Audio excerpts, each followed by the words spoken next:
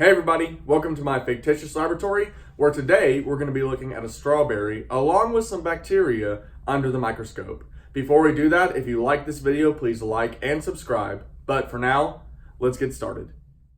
To begin with, here is the strawberry skin, including the seeds at 40 times magnification. You can see the depth of the pores that the strawberry seeds sit in as well.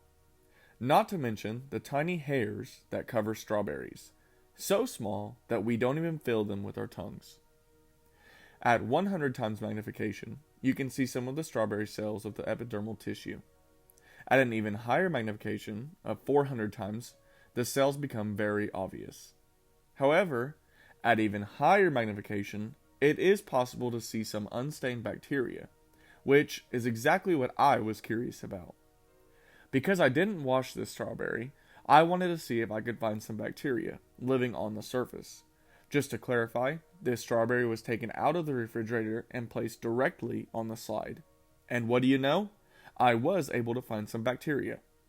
The small moving circles are bacteria at 1000 times magnification. While I searched a little longer, these were the only ones I was able to find.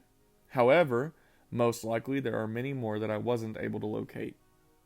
In contrast, the inner section, or ovaries, of the fruit at 400 times magnification look somewhat bland.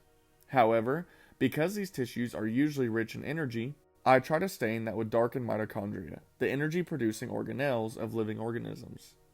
These dark blue aggregates are most likely mitochondria-heavy tissue that help the fruit to grow and reproduce. While the stain acts on some other organelles, the mitochondria were the cells of interest. I hope you all enjoyed this video, and if you did, please like and subscribe, and let me know what you want to see next.